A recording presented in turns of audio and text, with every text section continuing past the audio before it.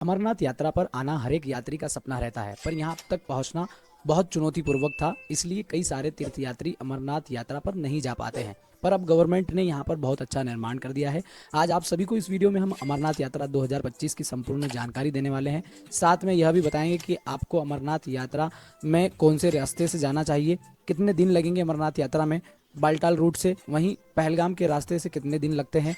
अमरनाथ यात्रा की आप सभी को अच्छे से संपूर्ण जानकारी देंगे। साथ में आपको ये भी बताएंगे कि अमरनाथ यात्रा का पंजीकरण कैसे करें।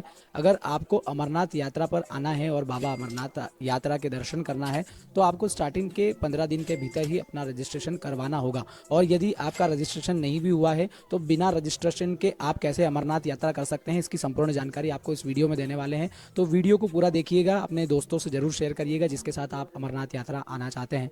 अमरनाथ यात्रा के दर्शन के अलावा हम आपको बताने वाले हैं कि शुरू के दिनों में यदि आप आते हैं तो आपको शिवलिंग के दर्शन हो पाएंगे। तो चलिए आज की वीडियो शुरू करते हैं और कंप्लीट प्रोसेस बताते हैं कि इस यात्रा में कितना खर्च आने वाला है, कितने दिन लगते हैं। अमरनाथ यात्रा जाने के दो रूट है, पहला पहलगाम और दूसरा बालटाल। बालटाल से यात्रा करने वाले यात्री वही होते हैं जो समय को लेकर थोड़ा चिंतित होते हैं।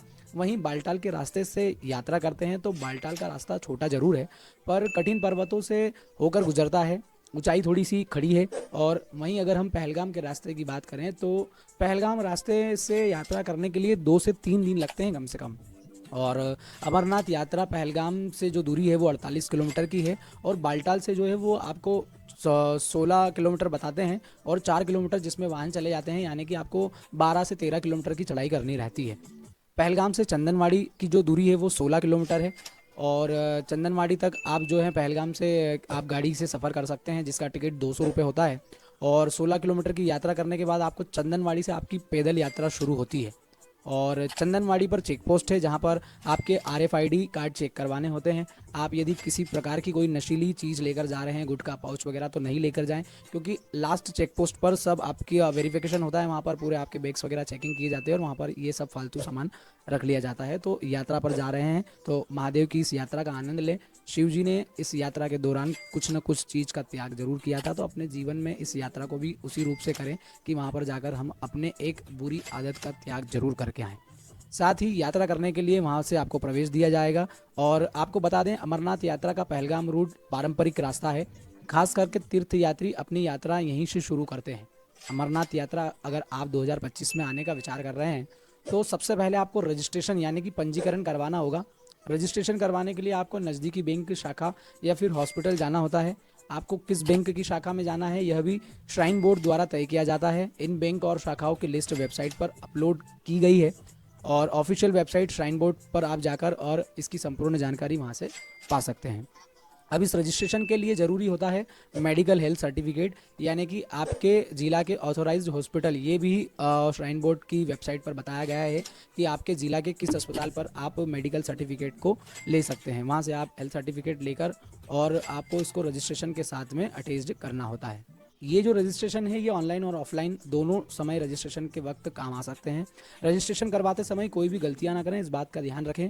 एक बार जिसका रजिस्ट्रेशन हो गया, एक बार जो आधार कार्ड नंबर रजिस्ट्रेशन के लिए यूज़ हो गया, उसका रजिस्ट्रेशन दोबारा नहीं हो पाएगा। इसीलिए रजिस्ट्रेशन करवाते समय किसी भी प्रकार की गलतियों को ना होने दें।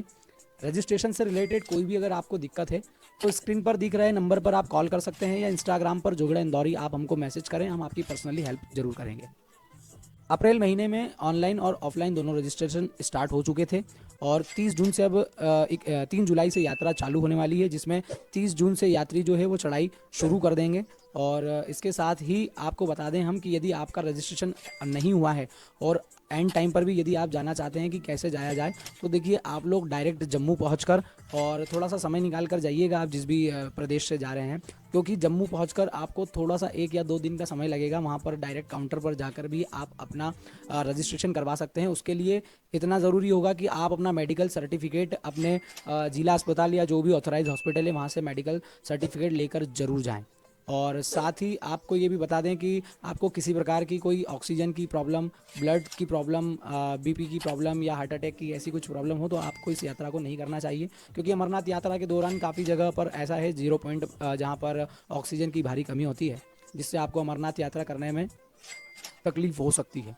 अब यात्रा की बात करें तो सबसे पहले आपको भारत के विभिन्न बड़े शहरों से जम्मू तवी रेलवे स्टेशन पहुंचना होगा।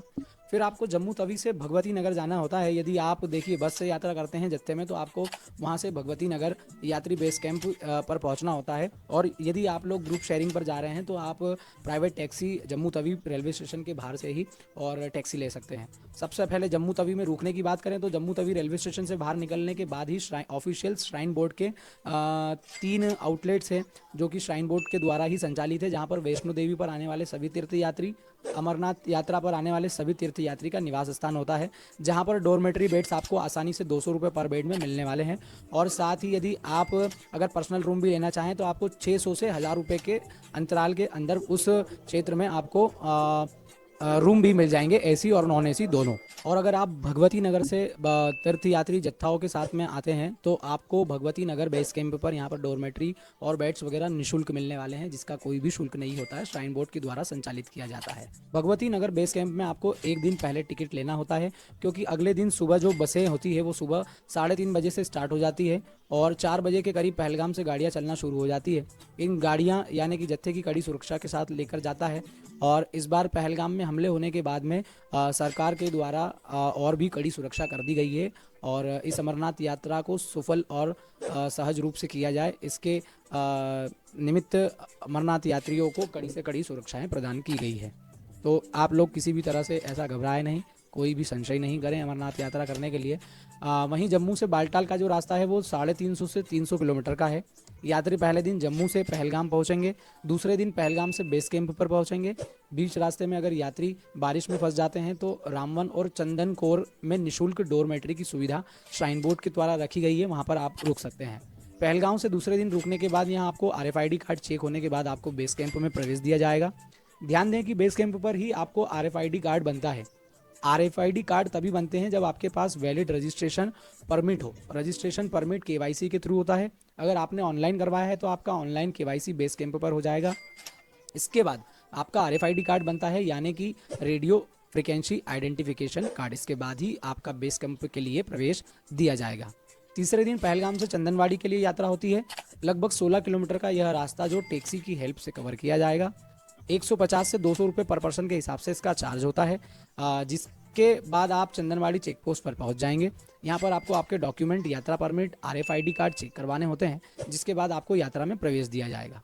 यहाँ से लगभग 12 किलोमीटर आगे चलने के बाद आपको पहले दिन शेषनाग तक पहुँचना होगा। अगर आप 1 से 2 बजे से पहले यदि क्रॉस करते हैं तो आपको आगे दूसरे बेस कैंप पर पंचतरणी के लिए प्रवेश मिल जाएगा। पंचतरणी या फिर रास्ते में पड़ता है पोषपत्री, जो कि पूरी यात्रा का सबसे शाही भंडारा जहां पर लगता है वो पोषपत्री स्थान है। यदि आप 2 बजे के पहले शेषनाग को यानी कि 12 किलोमीटर की यात्रा को क्रॉस करते हैं तो आपके आगे जाने दिया जाएगा, अन्यथा आपको शेषनाग में ही रुकना पड़ेगा। शेषनाग में भी रुकने के लिए, खाने पीने के लिए पूरी उत्तम व्यवस्था है। यहाँ पर भी कैंप है, पूरा बेस कैंप बना हुआ है हमारे प्रशासन की ओर से। इसका जो शुल्क होता है वो 500 रुपये पर व्यक्ति का शुल्क होता है। भोजन व्यवस्था जो है वो भंडारे वगैरह यहाँ पर लगे हुए हैं और भंडारों में आप भोजन कर सकते हैं। आपको किसी भी प्रकार की कोई चिंता करने की कोई ज़रूरत नहीं है। अब अगले दिन आप शेषनाग से पंचतरणी के लिए आगे बढ़ेंगे। आपको सुबह जितनी जल्दी हो सके आप 3 से 4, 5 बजे आराम से उठकर 3 से 5 बजे के बीच में आप आराम से सुबह सुबह अपनी यात्रा को आगे बढ़ाएं। विशेष ध्यान रखें कि यात्रा के दौरान आप एक रेनकोट, एक छतरी, एक आपका ठंड से बचने के लिए जैकेट, हाथ के ग्लव्स, आपके सिर पर पहनने के लिए आपको कुछ ऊनी मखमली कैप होना जरूरी है, क्योंकि चलते वक्त आपको तापमान सामान्य मिल सकता है लेकिन रात में -डिग्री में तापमान होता है, तो विशेषकर अपने स्वास्थ्य का विशेष ध्यान रखें। शेषनाग से पंचतरणी की दूरी लगभग 14 किलोमीटर के करीब है। इस 14 किलोमीटर के रास्ते को आप एक दिन में कवर करते हैं तो ठीक है, वरना आपको पंचतरणी में ही चौथे दिन रुकना होगा। अब पंचतरणी से पवित्र गुफा की जो दूरी है वो 6 किलोमीटर होती है और उस 6 किलोमीटर की यात्रा के दौरान आपको अगले दिन ही यात्रा करनी होगी और पवित्र गुफा तक पहुंचना होगा और अमरनाथ यात्रा आप बाबा के वहां पर दर्शन कर सकते हैं। टाइम ड्यूरेशन की बात करें तो जम्मू तवी से यहाँ तक आने के लिए 5 दिन लगते हैं। वहीं अगर आप पहलगाम से अगर देखें तो पहलगाम से आपको 3 दिन का समय लगता है।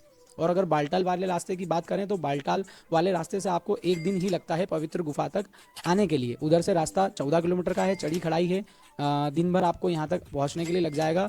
बालटाल वाले रूट से यदि आप यात्रा करते हैं तो आपको सेम डे ही, मतलब ये मान के चलिए, दर्शन करके और वापस लौटना होता है, क्योंकि अमरनाथ गुफा के आसपास कहीं भी रुकने के लिए नहीं, रात आप वहीं पर नहीं गुजार सकते हैं। पहले रात रुकने दिया जाता था, परंतु हालातों के अनुसार अभी पिछले कुछ वर्षों से इसको निषेध कर दिया गया है, यानी कि गुफा के आसपास 6 किलोमीटर की दूरी पर आप कहीं पर भी रुक नहीं सकते हैं। या तो आप पहलगाम वाले मार्ग पर पंचतरणी के लिए वापस रिटर्न आए, या तो फिर आप बालटाल वाले मार्ग से ही रास्ते में किसी लंगर में आकर रुक सकते हैं।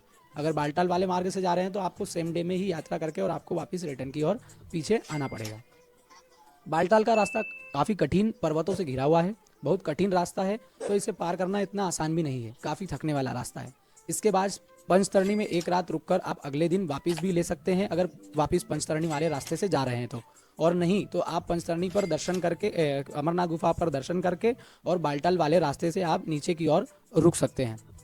रास्ते में जितनी भी जगह रुकने की सुविधा होती है वहाँ पर निशुल्क सुविधा है, लिमिटेड है। अगर निशुल्क सुविधा खत्म हो जाती है तो उसके बाद आपको पेड सुविधा भी उपलब्ध रहती है, जहाँ पर आपको 500 से 600 रुपये प्रति व्यक्ति के हिसाब से टेंट में आपको रुकने के लिए सुविधा मिल जाएगी, जहाँ पर आपको एक पलंग के साथ में चार्जिंग की व्यवस्था, कंबल, रजाई इत्यादि आपको दिए जाएंगे।